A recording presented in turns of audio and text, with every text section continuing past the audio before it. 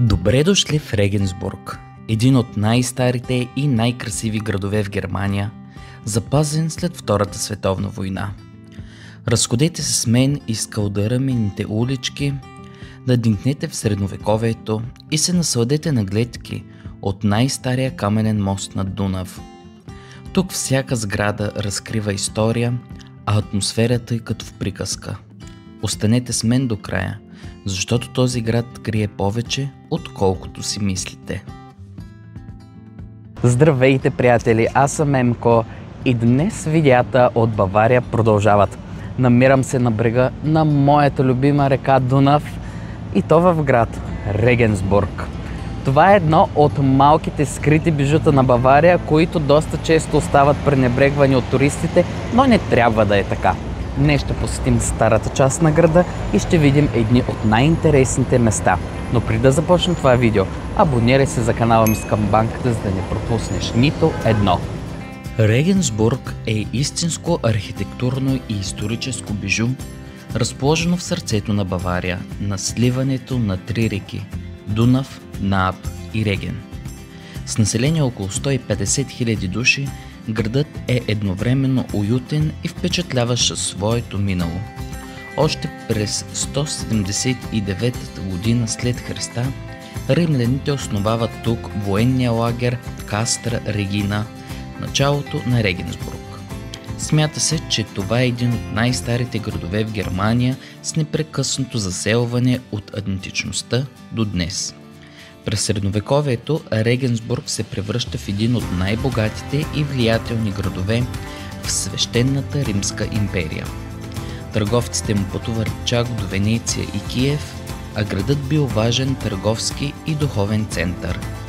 Днес стария град е включен в списъка на световното културно наследство на ЮНЕСКО, благодарение на над 1000 добре запазени сгради от различни епохи. Разхождайки се по тесните калдърмени улици, ще видите готически църкви, римски останки, барокови къщи и кули от средновековието. Една от емблемите на Регенсбург е каменният мост, построен през 12 век, инженерно чудо за времето си, който свързва двата бряга на Дунава и е бил модел на много други мостове в Европа, включително Карловият мост в Прага. Друга икона на града е внушителната катедрала Свети Петър, считан за шедьовър на готическата архитектура в Южна Германия. Строен е в продължение на няколко века и впечатлява като с фасадата си, така и със своите витражи и орган. Освен с историята, Регенсбург очарова и със своята атмосфера. Пълни кафенета, крайречни алеи, улични музиканти и оживени площади. Това е място, където миналото и настоящето живеят в хармония, и то по един абсолютно автентичен начин.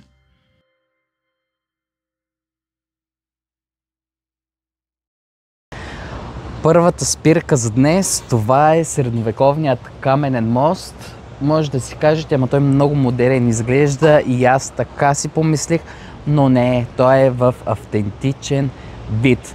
Наистина е едно огромно творение на изкуството за средновековното време. Каменният мост в Регенсбург е една от най-старите и най-впечатляващи постройки в града. Построен през 12 век, между 1135 и 1146 година и в продължение на векове е бил единственото място, откъдето хората са можели да преминат Дунава в района. Представете си само, над 800 години този мост е свързал Северна и Южна Европа. С дължина около 310 метра и 16 каменни арки, мостът е бил истинско инженерно чудо за онова време. Всъщност, по онова време е нямало друг подобен каменен мост в цяла Германия, а някои историци дори смятат, че именно той е вдъхновил построяването на Карловият мост в Прага. През средновековието каменният мост е изградил ключова роля не само за търговията, но и за военни походи. По него минава третия кръстоносен поход, воден от император Фридрих Барбарос. Днес мостът е изцяло пешеходен и предлага една от най-красивите гледки към стария град на Регенсбург и катедралата. Особено в ранните сутрешни часове или при залез, тук може наистина да усетиш духа на историята. А най-хубавото е, че макар да е преживял наводнения, войни и вековно износване, мостът все още стои стабилен, величествен и живо свидетелство за майсторството на средновековните строители.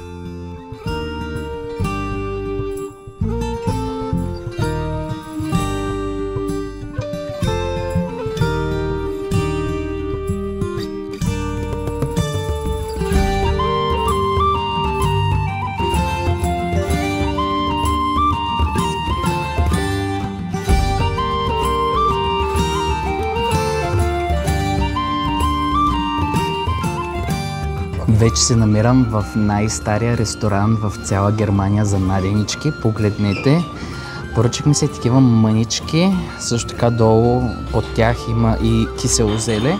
И тук някакъв вид картофена баварска салата си взехме.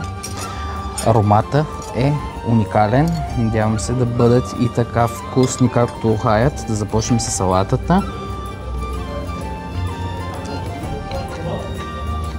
Наподобява малко българската с оцета, само че тук има и краставица, което е така доста необичайно според мен, но вижте, тук има и краставички. Сега да опитаме киселото зелце.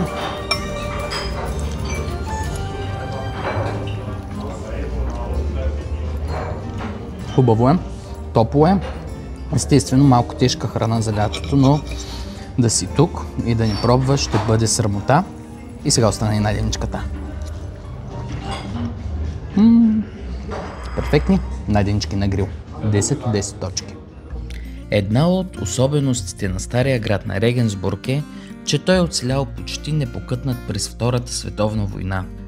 Това е рядкост сред германските градове и дава възможност да се усети автентичната средновековна атмосфера, която рядко се среща другаде.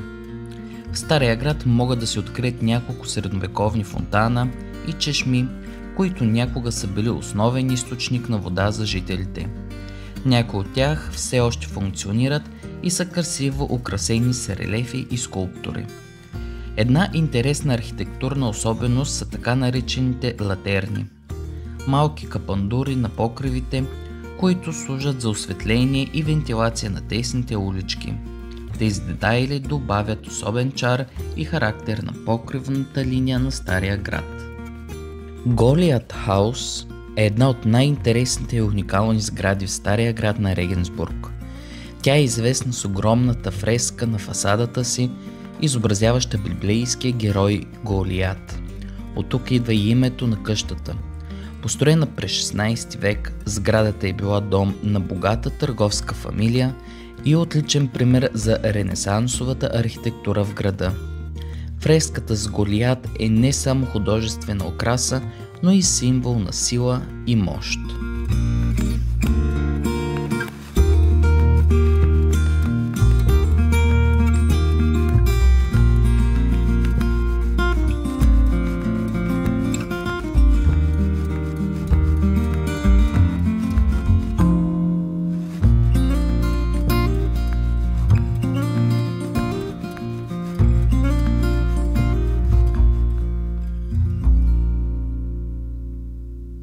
В Стария град намерих едно заведение, където предлагат само щрудели. Погледнете, нямаше как просто да пропусна.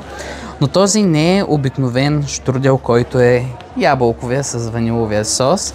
Ами аз избрах да бъде с нектарини, тези прасковите, където са бяло грозде, както и някакви ядки. Звучеше уникално.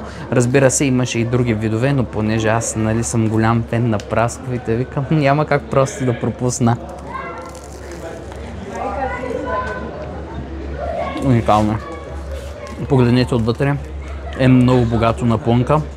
Буквално само отгоре коричката е тесто, всичко друго е плънка. 10 от 10 точки. И струваше само 4,50 евро. Перфектна цена. Римската порта е една от най-старите и впечатляващи римски структури в Регенсбург и същевременно най-старото запазено каменно съоръжение в Германия. Тя е била главната входна врата към римския военен лагер Кастра Регина, основан около 179 година след Христа, който поставя началото на града. Портата е изградена от масивни каменни блокове и е част от крепостната стена, която е защитавала региона и цивилното население в древността. Вече се намирам и пред най-голямата готическа църква в цяла Южна Германия. Погледнете, размерите ѝ са толкова огромни, че абсолютно от всяко едно място от града може да видите куполите на тази катедрала.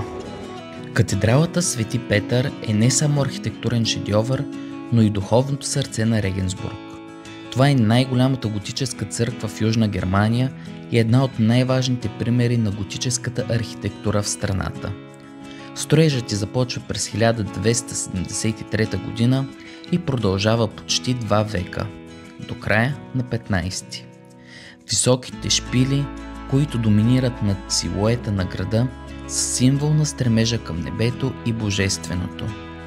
Интериорът впечатлява с красивите си витражи, които разказват библейски истории чрез светлината и цветовете.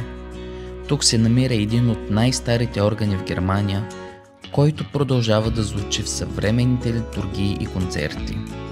Катедралата е била център на религиозния живот в града в продължение на столетия и е свидетел на множество исторически събития. Тук се съхраняват и реликви, които привличат поклонници и туристи от цял свят. Посещението е като пътешествие във времето, усещане за спокойствие и величие, което трудно се забравя.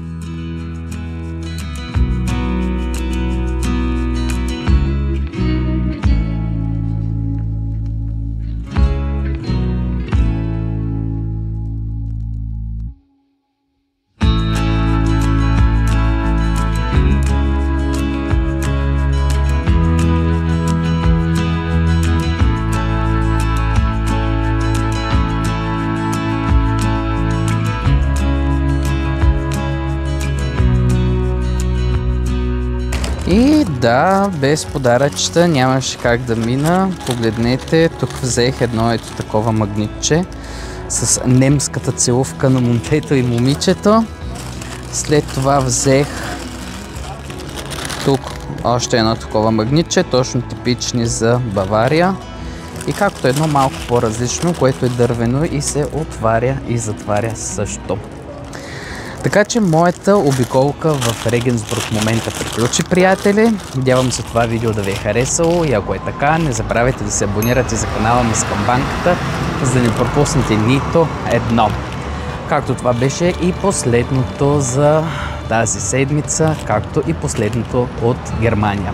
Обичам ви и ще се видим с нова дестинация следващата неделя.